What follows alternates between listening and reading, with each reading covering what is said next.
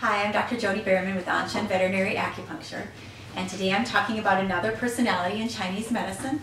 There are 5 personalities: wood, fire, earth, metal, and water, and this is Linus, and he is water. Water is careful, curious, self-contained, likes to hide, meditative, slow, and consistent. That is Linus to a T. Many personalities, or many actual animals, will have parts of the personalities that are in each grouping, but Linus is water all the way, aren't you, honey? He's very deep.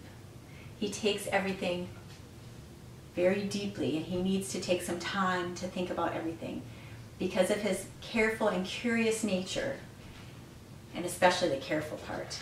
He needs to really be sure about what he's doing before he does it.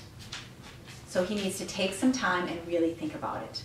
When something new comes by, he will back up and he'll wait and watch.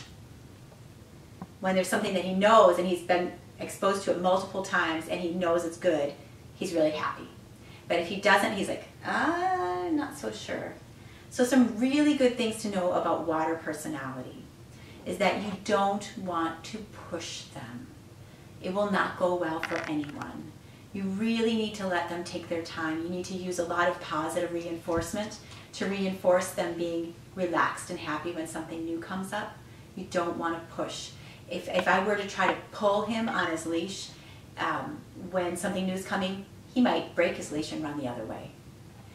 He just can't handle that. It's overwhelming for him. So he is just as smart as anybody. So it has nothing to do with intelligence, but it has to do with needing to know that something's safe. And you can really work with that. Some things that you might see in an imbalanced water personality are hind end issues. So the water personality has to do with the element of the kidney and the bladder. And that has to do with the hind end of the body. It has to do with what you're born with.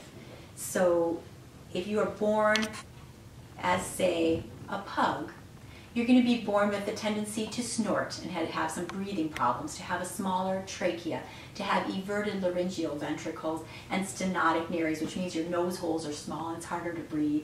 Your throat's a little smaller and it's harder to breathe. Your larynx tends to go the wrong way and get caught up in your throat and it's harder to breathe. When you're born with all of those things, that is a kidney gene deficiency, which means you're having kind of a harder time to start. That is not to say that I have anything against pugs. I adore pugs. They are so cute. Their little snorts are unbearably cute. They're wonderful dogs, but they do have this tendency to have respiratory problems, so they need a little help with that.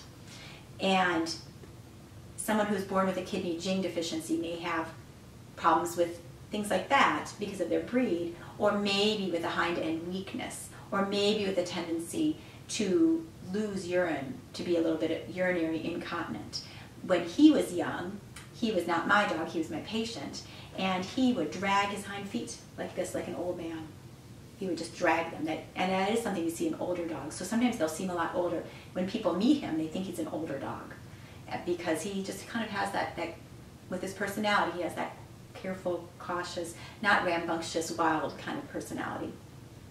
And he doesn't drag his hind feet anymore. That's all been taken care of. But you may see some of those kinds of things. You can see bladder infections, you can see kidney problems, but you can also see hind end weakness problems, along with anything that a young dog might be born with a tendency towards.